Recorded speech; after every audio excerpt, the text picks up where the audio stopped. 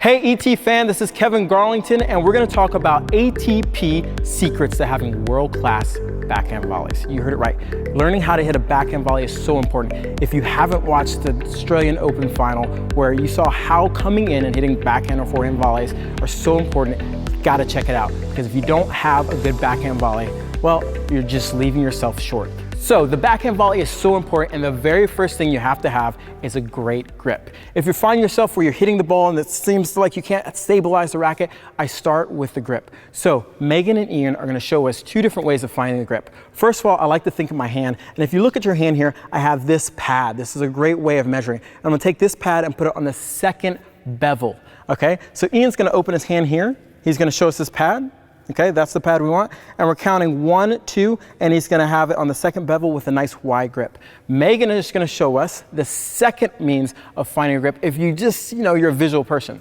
I like to put yourself in this position where the racket's slightly above your head, the racket's nice and flat. And the key is we wanna see that the wrist is nice and flat here. If the wrist is flat, you're gonna be in a continental grip. Now, if, let's say, you're not in a continental grip and you keep the racket flat like this, look what happens to the wrist. It bows out. Or you go the other direction and you try to do this, look what happens. You have this little hook. So what we want to do is just hold it in this position here, nice and flat, and keep it in a continental grip, position.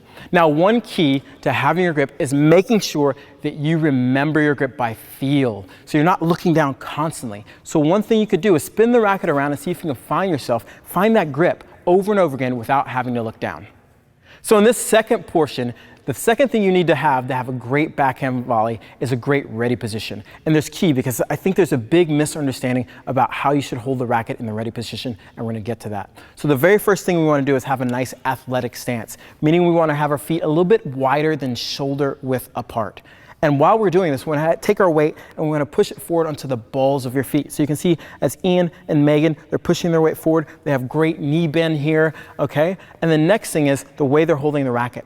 If you notice Ian being lefty, he's not gonna hold his racket in front. I see this mistake. I almost call this the samurai ready position, where people have their racket way out here like they're gonna chop something, but we don't want that. We want the racket across the body just like this. So it's gonna be across the body right in front. Now, are we gonna have it across the body in front? No. You see how Ian and Megan are very comfortable. It's a very relaxed position. And as they're waiting, they're just keeping their body nice and loose. This is the secret to being ready to react to a very fast hit volley, so you can react to it.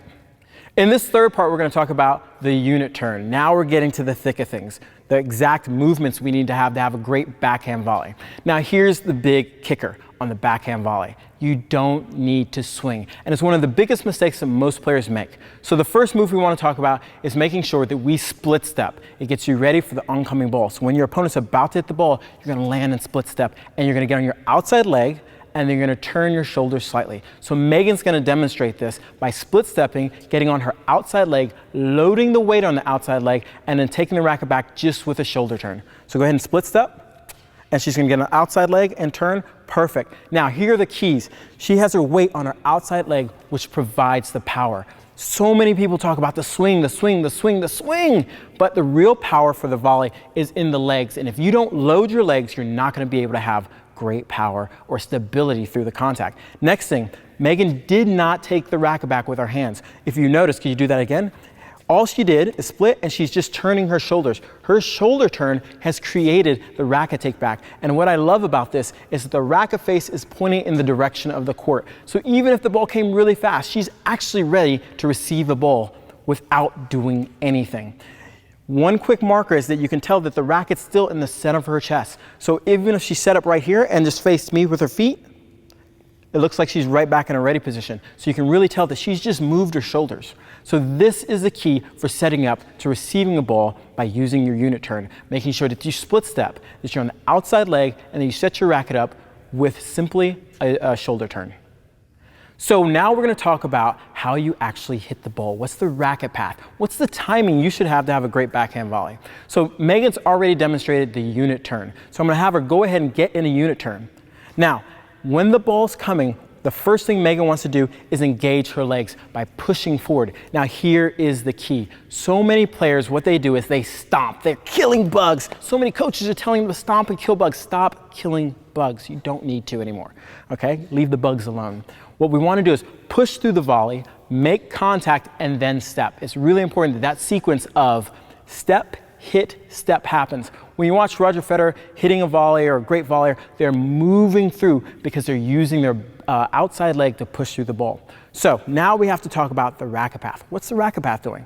The racket path is just going to come from a slightly, and I said slightly, not hacking down, slightly down and across angle. Notice the difference of my hand. It's coming slightly down, not hacking down. Most of the force we want to transfer through the court, and the racket face needs to be facing where you want to hit the ball.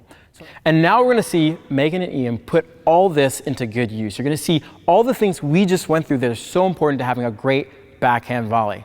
You're going to see making sure that they split step, the timing's right, that they're moving forward, no swinging, and you're going to see them control this situation. It's so important as you work on your backhand volley that you don't go out there and try to kill each other, but you just find a great rhythm and timing for split stepping and stepping on your outside leg to transition the weight through the ball. So right now, we're going to have Ian and Megan go ahead and volley back and forth. And you can see how they have a good rhythm here. They're timing the ball correctly. And you can really see how there's no swinging involved. This is the key to having a great backhand volley. As you watch the pros on TV, you're going to see a lot of similarities about what's going on and how to hit a volley to be the most successful that you can be. Now, after you have taken the skill and you've taken to the level where you can control it, have a little fun with it and maybe play a couple points out. Oh! So you can really see how practicing this on a day-to-day level can improve your backhand volley. Make sure if you want to get a great backhand volley, you check out volleyactionplan.com where you can sign up and get an exact practice plan, step by step, of what you need to do to have a great backhand volley.